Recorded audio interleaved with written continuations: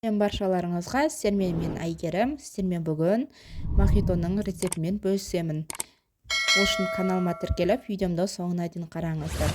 Ең алдыменен лимонды бөліп, осылай салып алатын боламыз.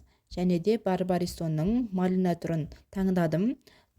Неше түрлісі болады, өз қалауларыңызша. Менде малина түрінен қолдандым. Менде бұл жерде 1,5 литрлік кувшин, соған лайықты етіп құйып алатын боламыз. Мен бұл жерде 1,5 литр болғандықтан 10 ас қасық кетті.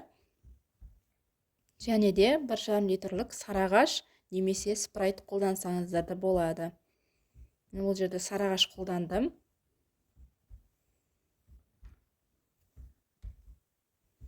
Толықтай барлығын құйып, жақсылап араластырып алатын боламыз. Суымыз міндетті түрде мұздай болу қажет.